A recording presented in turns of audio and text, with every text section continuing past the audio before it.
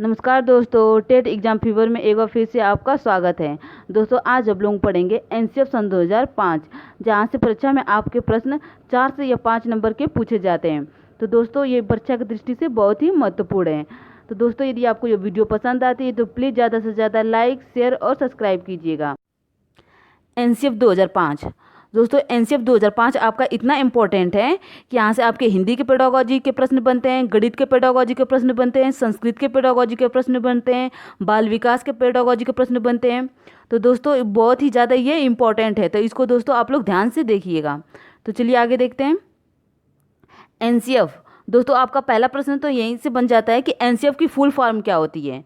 तो दोस्तों एनसीएफ का आपका फुल फॉर्म होता है नेशनल करिकुलम फ्रेमवर्क, राष्ट्रीय पाठ्यचर्या की रूपरेखा। तो दोस्तों यदि आपसे परीक्षा में पूछा जाता है कि एनसीएफ का फुल फॉर्म क्या है, तो दोस्तों इसका उत्तर होगा आपका नेशनल करिकुलम फ्रेमवर्क, राष्ट्रीय पाठ्यचर्या की रूपरेखा। तो दोस्तों इसको आप लोग ध्यान में रखिएगा।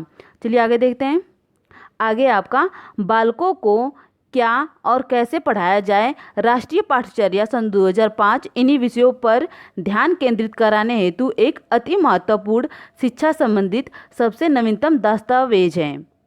दोस्तों बालकों को क्या कैसे पढ़ाना है, इसी संबंधित जो आपका राष्ट्रीय पाठ्यचर्या की रूपरेखा है, यह एक महत्वपूर्ण शिक्षा संबंधित सबसे नवीनतम दस्तावेज है। दोस्तों यदि आपसे परीक्षा में प्रश्न पूछा जाता है कि एनसीएफ कैसा दस्तावेज है, तो ये एक शिक्षा संबंधित सबसे नवीनतम दस्तावेज है। तो इसको आप लोग ध्यान में रखिएगा।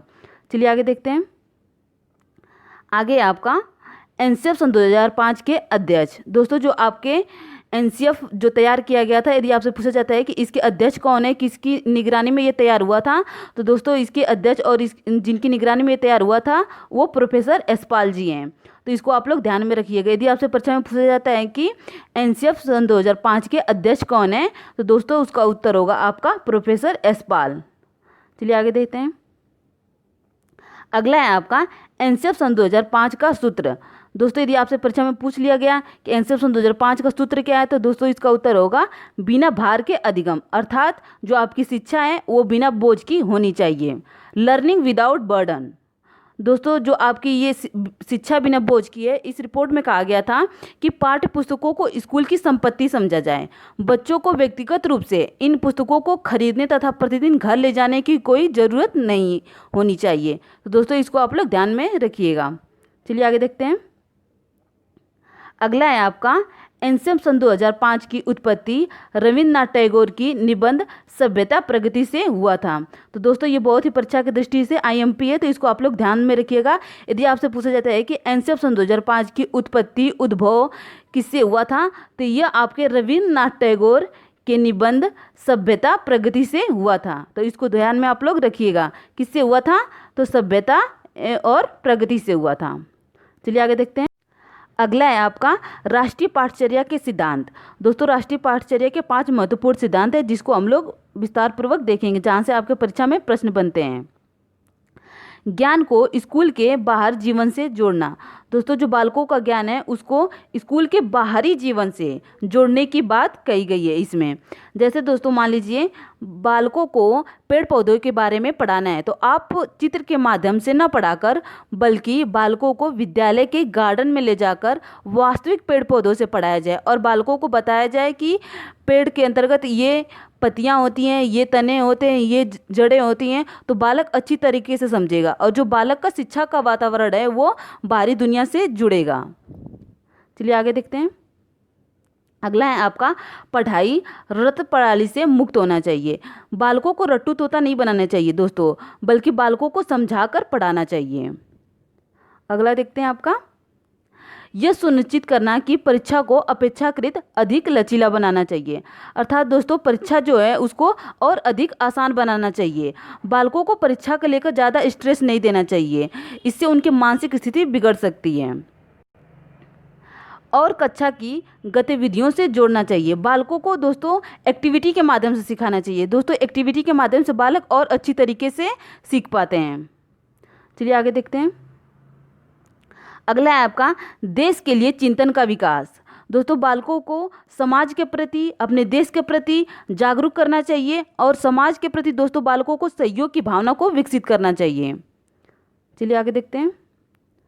अगला है आपका पाठ्य पुस्तक पाठचर्या पाठ्यक्रम केंद्रित न हो।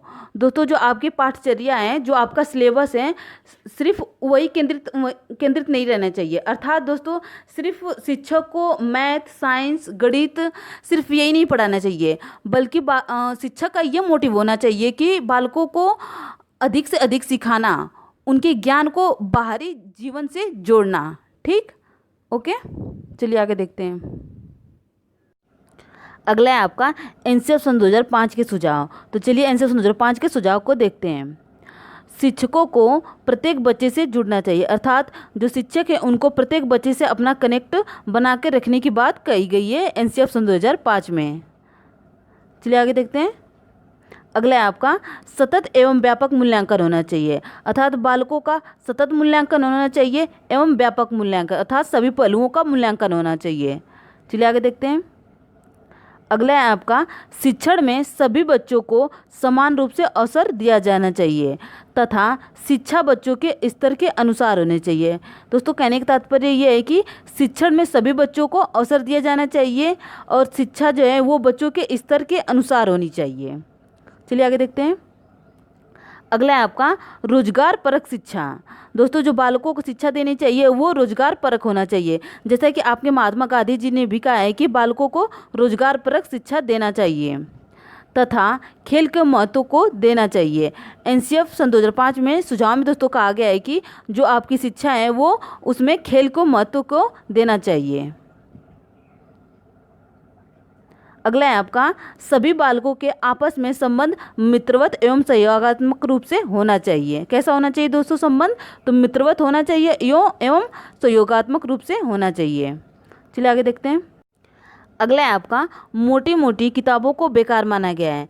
दोस्तों एनसीएफ सन 2005 में जो कहा गया है कि जो आपकी मोटी मोटी किताबें हैं वो बेकार हैं, बल्कि शिक्षकों को अपने अनुभव एवं उदाहरण के माध्यम से बालकों को पढ़ाना चाहिए।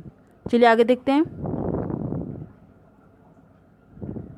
अगला है आपका एनसीएफ सन 2005 के महत्वपूर्ण बिंदु। दोस्तों कुछ इंपॉर्टेंट्स बिंदु है उनको हम देखेंगे, तो चलिए देखते हैं। आपका पहला है एनसीएफ के अंतर्गत समग्र शिक्षा को बढ़ावा देने की बात कही गई है। किस शिक्षा की बात कही गई दोस्तों? तो समग्र शिक्षा को बढ़ावा देने की बात कही गई है। चलिए आगे देखते हैं।